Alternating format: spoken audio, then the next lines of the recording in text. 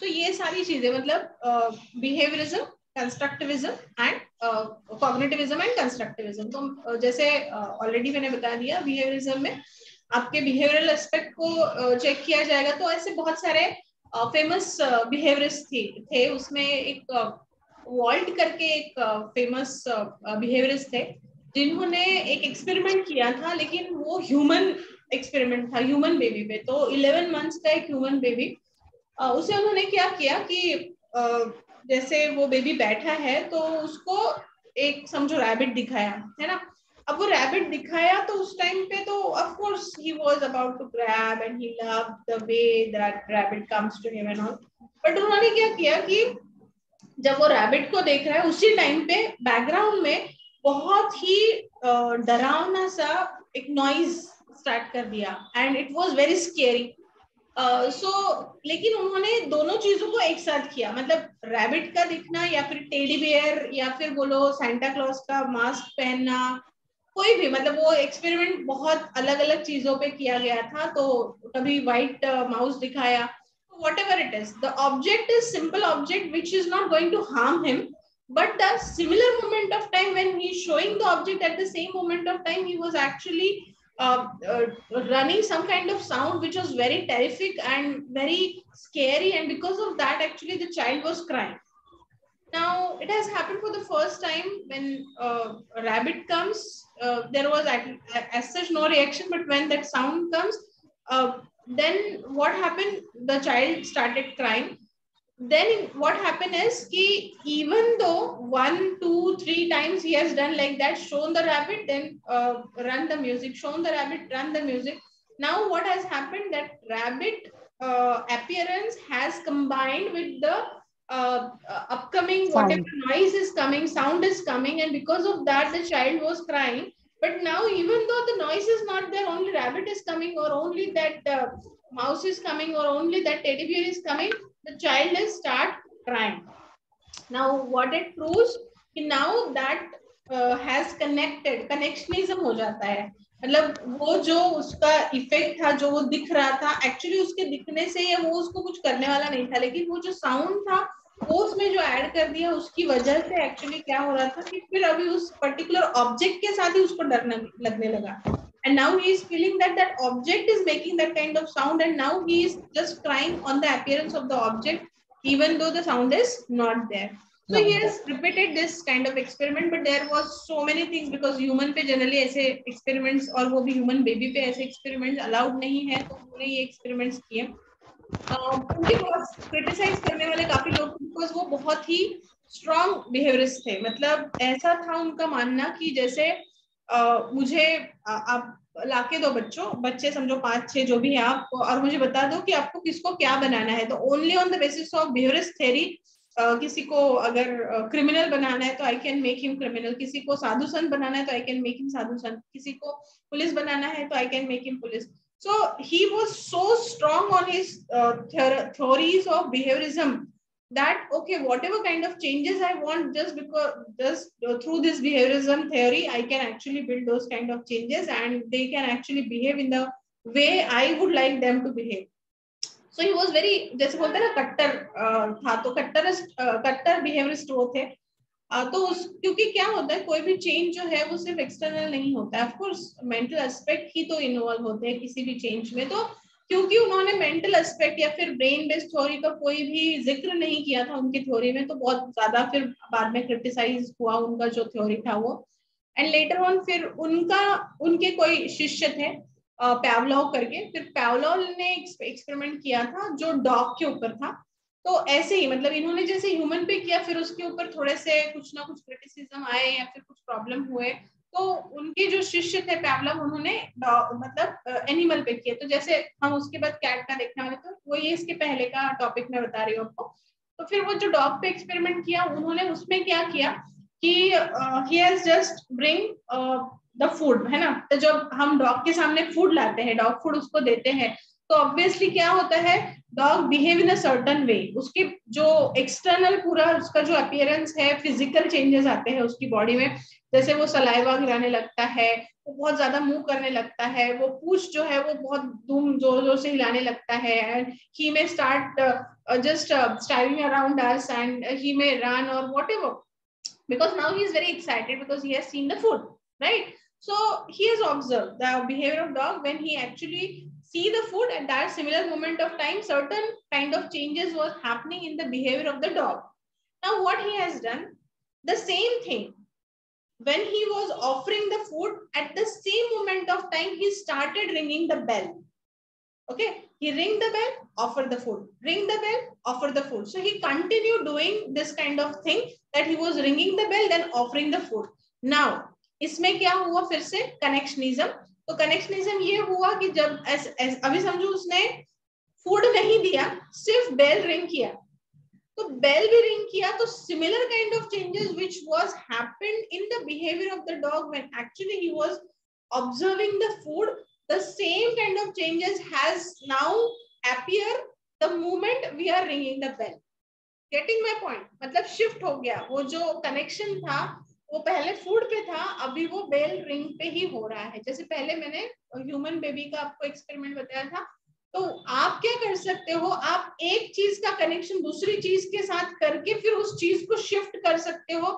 जैसे difficult concept पढ़ाना है, अब उनको समझो एक आधी उस डिफिकल्ट कंसेप्ट जो बहुत लेंदी है या फिर उनको समझ में आना बहुत मुश्किल है, उसके लिए एक इजी सी स्टोरी या फिर एक इजी सा सॉन्ग या फिर एक आधा इजी सा कोई एक्शन, जिसके थ्रू बस मैंने वो एक्शन कर लिया, मतलब उनका जो सारा इफेक्ट है वो यहाँ एक्शन में आ गया, ये एक्शन याद आई तो ये सारी इधर की जो कॉम्प्लिकेटेड स्टोरी है वो ऑटोमेटिकली याद आ जाए. Changing the shift from one thing to another, right? So this is what has happened, and this was regarding behaviorism. अब जब हम कॉग्निटिविज्म में आते हैं, तो कॉग्निटिविज्म में ये आता है थ्योरी कंडीशनिंग का. तो that was conditioning and this is that was connectionism and this is conditioning. तो ये अभी हम थॉर्नडाइक के एक्सपेरिमेंट पे आते हैं. मैंने अभी जो एक्सप्लेन किया है आपको वो एक्सपेरिमेंट बिहेवियरिज्म का था. अभी मैं कॉग्निटिविज्म जो है उसके अंदर का ये ट्रायल एंड एरर का मेथड आपको बताने वाली हूँ. तो पहले एक्सपेरिमेंट को समझते हैं. डॉग का एक्सपेरिमेंट सबको समझ में आ गया जो मैंने बताया? बेबी का एक्सपेरिमेंट समझ में आ गया? हाँ, ओके. तो बेबी और डॉग का हमने बिहेवियरिज्म के लिए देखा था. अभी ये जो कैट का एक्सपेरिमेंट है ये trial and error, that is connectionism conditioning के लिए है. तो ये जो है इसमें क्या होता है, सबसे पहले तो ये जो कैट है ये भूखी कैट है, मतलब इसको 2-3 दिन से उसने खाना नहीं खिलाया, एकदम भूखी कैट, जिसको अब भी मतलब कुछ मिल गया तो झपट के खा लेगी. ऐसी कैट को उन्होंने क्या किया, एक ऐसे स्ट्रक्चर में उसको डाल दिया जिसका जो मैकेनिज्म था, कोई अगर लीवर प्रेस हो जाए तो वो जो गेट है वो अंदर से भी खुलता था, ऑफ कोर्स बाहर से तो खुलता ही था. तो अंदर ऐसा मैकेनिज्म था कि वो लीवर अगर प्रेस हो गया तो then that gate will get open. And अब ये भूखी कैट है, ऑफ कोर्स भूखी कैट को अगर खाना दिख जाए तो वो कुछ तो करेगी, है ना. और कैट को सबसे ज्यादा क्या पसंद है, उसको खाने में फिश पसंद है. तो उन्होंने क्या किया, बाहर एक फिश लटकाई उसके सामने, एंड ऐसे जो सिस्टम है जहां पे अगर वो कोशिश करे तो बाहर निकल सकती है, ऐसे सिस्टम में उसको अंदर डाल दिया और उसके सामने वो फिश लटका दी. अब फर्स्ट टाइम जब उसने फिश देखा कैट ने, एंड उसको ऑफ कोर्स वो भूख लगी है तो क्या करना है, उसको ग्रैब करना है, उसको खाना है उस फिश को.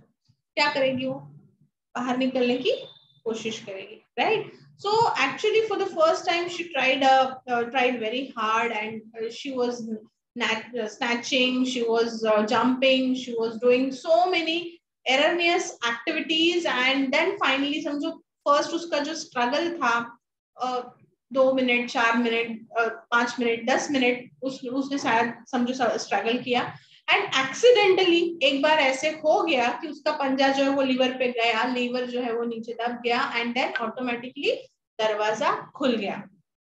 अब दरवाजा खुल गया, of course she was about to grab the fish, she was allowed to take only 1 bite.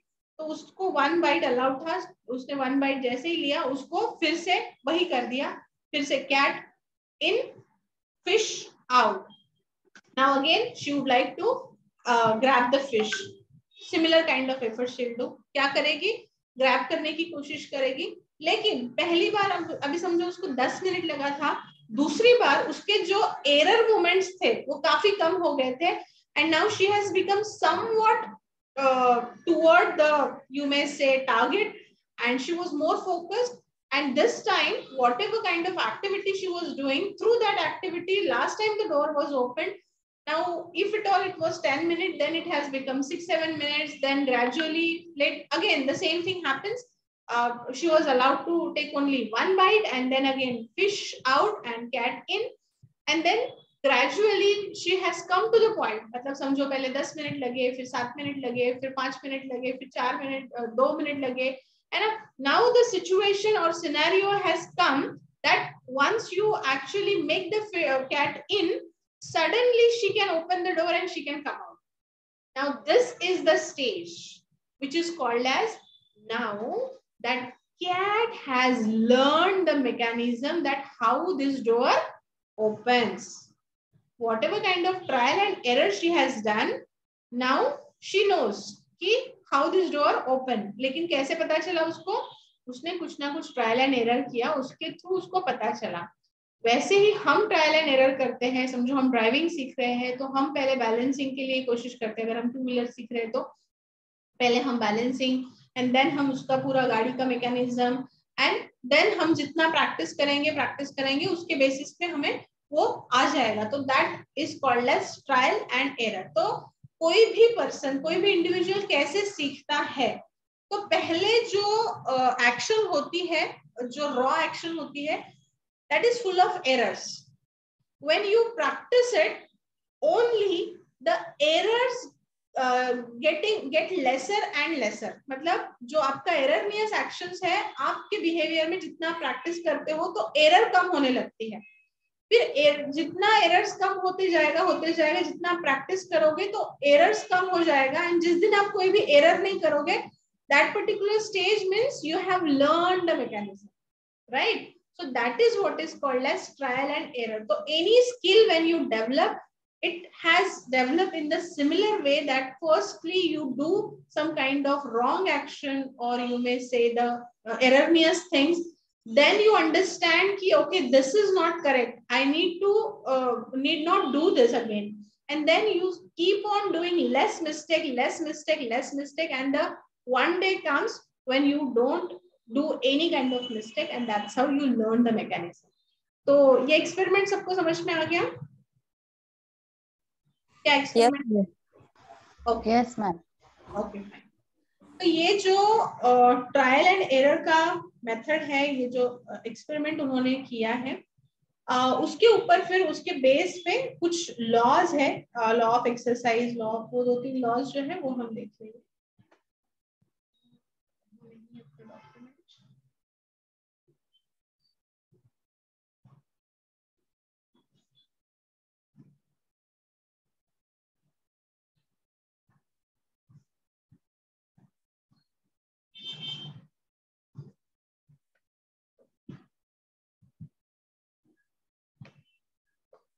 Okay, तो 3 लॉज आते हैं ट्रायल एंड एरर से. वो जो पहले वाला है वो मैं बताऊंगी नेक्स्ट सेशन में, अगर लाइन बाय लाइन पढ़ना है तो. आज हमने कुछ और मेथड से सीखा. तो इसके ऊपर से 3 निकलते हैं: law of exercise, law of effect and law of redness. Law of exercise क्या कहता है कि repetition of the activity make the student retain the activity for longer period, and this essentially constituted of 2 law of use and law of disuse. तो जितना आप repetition करोगे, exercise का मतलब क्या है, जितना आप उसका रिपीटेशन करोगे उतना ही आपको मदद होगी कि उसको आप कैसे याद करें, कैसे रिटेन करें उस इंफॉर्मेशन को. फिर उसके अंदर भी 2 बेसिक सब लॉज है, एक है यूज का और एक है डिसयूज का. कितना आप यूज करो, कितना आप बिल्कुल यूज नहीं कर रहे. तो पहला जो है वो क्या करता है, वो जो कॉज है, स्टिमुलस है, उसके साथ का कनेक्शन को स्ट्रेंथन करता है, और दूसरा जो है उसको बिहेवियर. तो ये क्या होता है, and response the behaviour by repetition by the second. और पहले का अपोजिट क्या होता है, उसमें क्या होता है, लूज होता है, मतलब वीक होता जाता है. अगर आप यूज नहीं करोगे तो फिर वो कम होता जाएगा, मतलब वीक होता जाएगा। जैसे आप कोई एक्टिविटी जो है वो बार बार कर रहे हो तो आपको वो और अच्छी आएगी, और अच्छी आएगी। समझो आप कोई स्किल सीख रहे हो, सिंगिंग सीख रहे हो, आप उसको जितना सीखोगे, जितना पढ़ोगे, आपकी और बेटर हो जाएगी, और बेटर हो जाएगी। अगर आपने एक दिन किया और उसके बाद अभी आपने उसको यूज ही नहीं किया कभी, तो ऑफकोर्स जितना आता था उतना भी भूल जाएंगे, है ना। तो that is how first and second, use and disuse. तो ये this is what is called as law of exercise. जितना एक्सरसाइज करेंगे उतना स्ट्रेंथन होगा, नहीं करेंगे तो वीकन हो जाएगा। एंड लॉ ऑफ इफेक्ट क्या कहता है? Law of effect of the several responses that occur just before satisfying state of affairs tends to be learned easily. Those that occur before an annoying state of affair tend to be forgotten or rejected, and inward in consequences to a behavior is satisfying. Then the behavior is likely to be learned. In this connection, the role, reward, praise have positive effect of strengthening the learned behavior, whereas punishment, rebuff have the opposite effect on the behavior being learned. Law of effect क्या कहता है कि जैसा response आएगा उस हिसाब से वो आपको मतलब उसका इफेक्ट मिलेगा। तो रिस्पॉन्स क्या है? जैसे समझो आपने पहली बार कोई चीज को टेस्ट किया, उसको टेस्ट करने के बाद आपको बहुत अच्छा टेस्ट लगा उसका, है ना। तो अच्छा टेस्ट लगा मतलब क्या है? It was a positive action. तो आपको अभी वो डिश जो है आपने खाई, आपको और बार बार खाने का मन करेगा। एंड वही अगर आपने पहली बार खाया कोई डिश और वो बहुत ही उसका टेस्ट गंदा आया, एंड देन यू फील कि oh we should not use, मतलब अभी हमें बार बार नहीं खाना चाहिए। तो इफेक्ट क्या है? आप उसको बाद में नहीं खाओगे। पहले इसका पॉजिटिव इफेक्ट हुआ कि आपको खाना चाहोगे, तो आपका पहला रिस्पॉन्स उसके साथ कैसा था, उसके ऊपर उसका कमिंग अपकमिंग इफेक्ट होता है। तो ये लर्निंग में भी ये चीज मायने रखती है। और रेडीनेस का क्या है कि जब तक लर्नर जो है वो रेडी नहीं है सीखने के लिए, तब तक आप उसको सिखा नहीं सकते हो। मतलब कुछ बेसिक्स होते हैं, कुछ उसके क्राइटेरिया होते हैं, वो अगर वो फुलफिल नहीं करता है तो वो एक पर्टिकुलर चीज के लिए एलिजिबल नहीं होता है। That is called as law of readiness. तो कल के सेशन में हम फिर से इसको एक बार रिवाइज कर देंगे। अभी 1 मिनट से कम टाइम है, तो हम अगर और ज्यादा कुछ देखने जाएंगे भी तो मीटिंग खत्म हो जाएगा। ठीक है, तो आज हम यहीं पे कंक्लूड करते हैं। किसी को कुछ डाउट्स एंड क्वेरीज है तो पूछ लो।